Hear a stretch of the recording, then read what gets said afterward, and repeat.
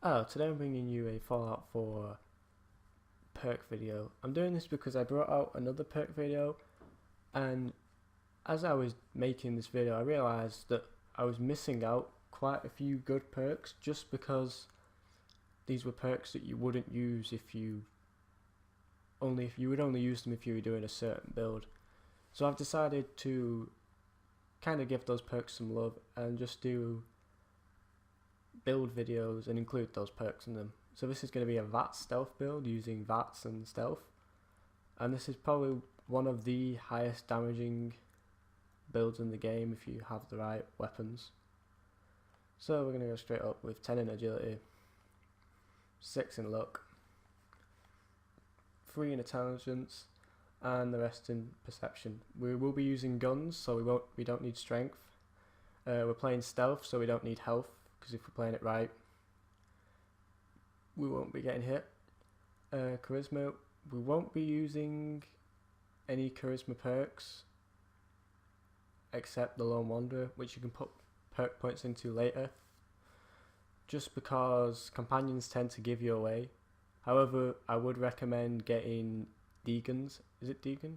I think he's called Deegan. He's perk, as that increases your stealth attack damage. And just 3 into intelligence, just because we don't need any of the later perks until later on in the game. So next we're going to go into the perks. Build is mainly going to evolve around rifles. You can use pistols for it, as it is a VATS build.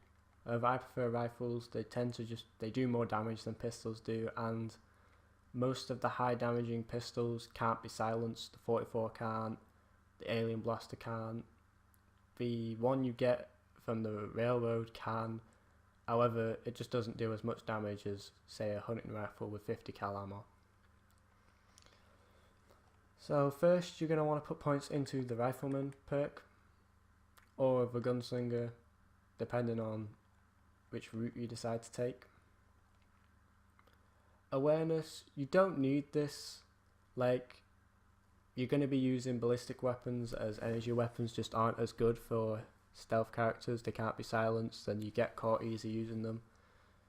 And also, even if you did see their weaknesses, you're not exactly going to not shoot at them just because you know that they have a high armor resistance.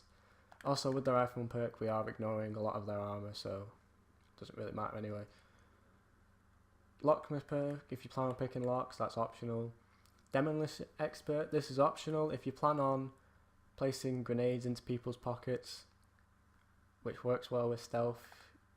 You should put points into this. You also need to put points into the Pickpocket perk to rank 2. Oh, if you're not going to do that, you don't need to.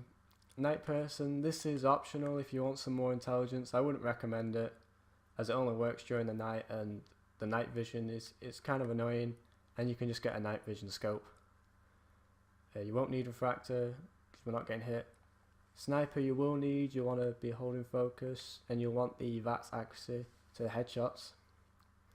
You don't need the Penetrator perk, it's useless, and the Concentrating Fire perk is also useless, as if you have low VATS accuracy you'll miss the first few shots, which will give you away, so you might as well just move closer. And also the 20% damage increase, I'd rather just use Gung Fu and get 25 to the second enemy, 50 to the third, and then critical hits for the fourth.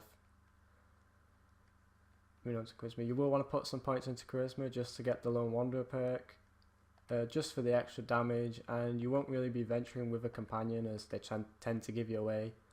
You can travel with Deegan. He does have a higher stealth than any other companion, so he won't give you away as much. However, I would just recommend travelling alone, as it gives you the extra damage as well. And once you get his perk, you don't need him anymore. It works permanent without him. Next, moving on to intelligence. Just for the gun nut perk, you'll want to get the max damage out your guns. Just 3 from now on.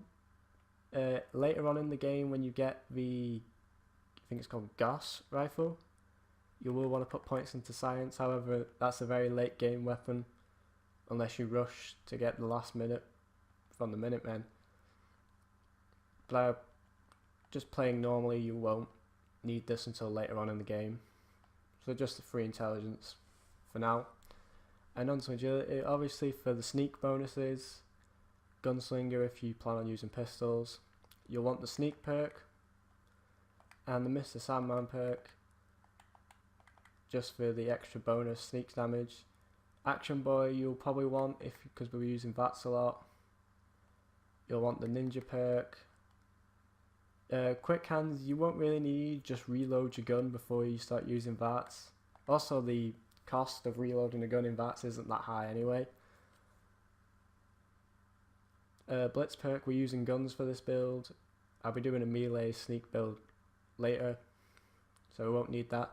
We will want the gung fu perk as it does more damage for every enemy that we target, up to the point where we start getting critical hits for the 4th target and beyond. Also critical hits don't miss, so you can literally target someone off in the distance, and if it only has a 1% chance to hit, it will hit because it's a critical. That moves on to the luck. You will want to put some more perks into luck. You'll want the scrounger as the ammo. It doesn't give you more ammo for every ammo type, it's only a select few. It's 50 cal, 308, 44, 45, diffusion cores and the 5mm ammo. Most of which you get is going to be 50 cal, so you'll want this for your 50 cal sniper rifle that we're going to be using. You'll want the bloody mess just for more damage. You could get the mysterious stranger, it's up to you. I'm not sure if he gives you away or not, I don't think he does. You'll want idiot savant as you'll have low intelligence, at least in the beginning of the game, just to help you level up. Better criticals because we will be doing criticals just because we're using VATS and because of the gun fu perk. You'll also want to put more points into luck, all the way up to 9. You won't need ricochet, as you won't be getting shot at. However, you will want these perks just to get more critical hits and be refilling your action points. Now we're just doing a non-VAT stealth. This does vary slightly. We're just having less points in agility, less points in luck, as we won't be doing criticals because we're not using VATs, and more points in and some points in intelligence. You won't be using VATs, so I'd say about 5. You can put points into charisma now because we have the leftover points. Again, you won't need strength because we're not using melee weapons. Won't need endurance because you won't be getting hit. So we'll be putting the rest of the points in intelligence, just because they're best out there, that we don't need them in perception, we don't need them in strength, endurance, or anywhere else. So they'll just go into intelligence. And the only way this varies slightly is you don't put points into the critical ones, and obviously the ones that include VATs.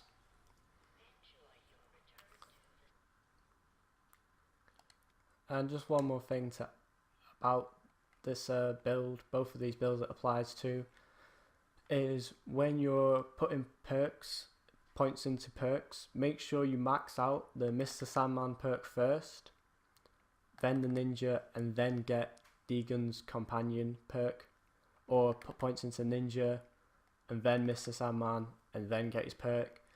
Just because if you do it this way, you get a 6.3 damage multiplier, whereas if you do it other ways, like putting a point into Mr. Sandman, then ninja, then Mr. Sandman, then ninja, and then get his perk, it can reduce it so you only get like a 5.3. So that's just to max out the damage. I don't know the way it's calculated. It might get patched, but until your best bet is just to do it like that in case they don't patch it. Thank you for watching this video, and goodbye.